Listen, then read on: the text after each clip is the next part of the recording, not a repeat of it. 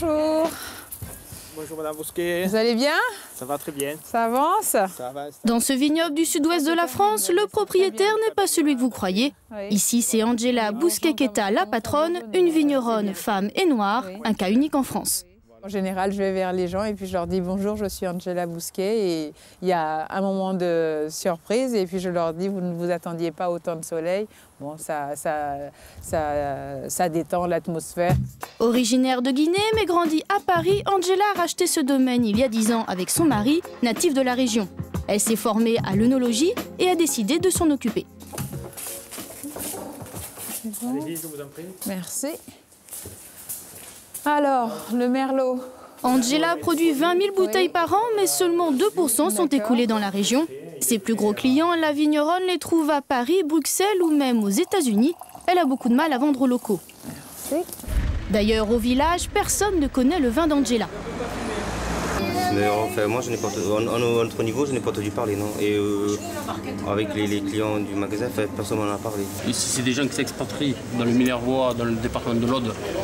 En connaissant personne, c'est pas des parachutés, bon, presque.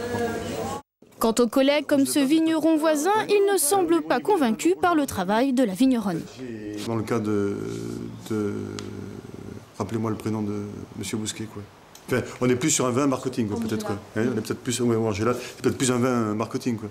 C'est vrai que des viticulteurs, il y en a, ils se connaissent depuis des années. À la limite, c'est même plus, à mon avis, produit par rapport à un autre produit. C'est plus du copinage. C'est un métier qui est difficile, c'est un métier qui est masculin, c'est clair. De plus, elle n'est pas de la région, donc je pense que c'est difficile. Mais elle se bat et on avance vite. Aujourd'hui, Angela a justement rendez-vous près de son domaine chez un caviste de Carcassonne pour lui présenter sa gamme de vins. C'est la sommelière qui la reçoit. Une fois de plus, la couleur de peau d'Angela a surpris. J'en avais pas rencontré de gens de couleur. C'est vrai que c'est une région qui est des gens du coin, terroir, oui. Du terroir.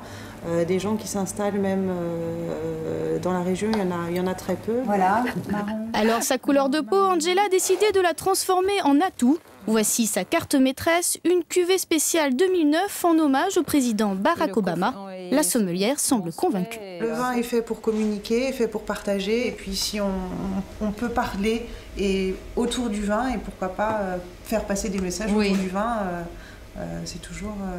Le vin unit les hommes. Oui, complètement. Et les femmes. Et voilà, oui.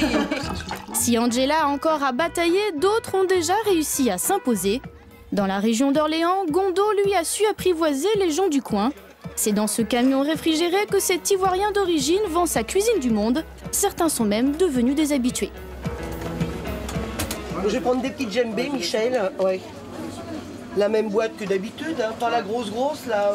Voilà. Il y a la couleur qui fait que tout est un peu freiné. Mais quand on pousse, on obtient ce qu'on veut. Mais c'est quand même un peu difficile. Si Gondo a réussi à se faire une place sur le marché, son affaire ne s'arrête pas là. Dans ce village de 8000 habitants, il a implanté son foyer et a ouvert un magasin traiteur en bas de chez lui. C'est sa femme qui gère les comptes, mais pour monter leur entreprise, ça n'a pas été facile.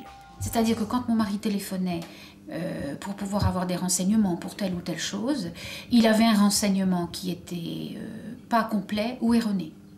Donc moi, quand il me disait ce qu'il en était, j'étais très étonnée quand même parfois de la réponse. Donc je rappelais derrière et là j'avais la bonne réponse.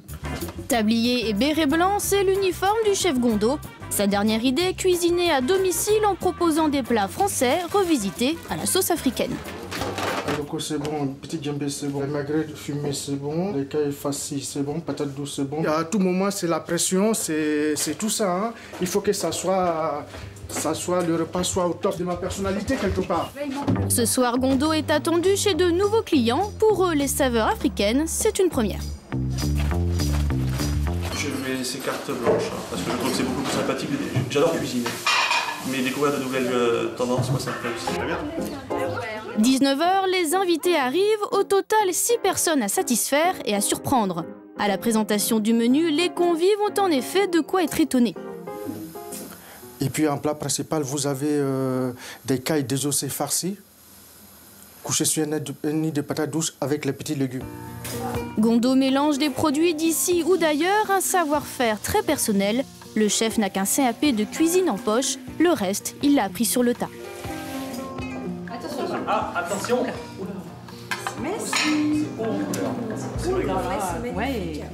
Alors je vous ai fait une petite salade un peu un mélange d'exotique. Vous avez magret de canard, un mélange de salade avec une vinaigrette de framboise.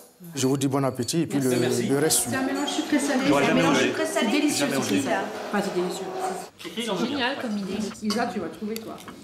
Succulent. Le magret de canard aux fruits exotiques a séduit. Gondo a réussi son pari, se réapproprier son terroir d'adoption. Tu avais l'air content. Ah ouais, c'est mon plaisir.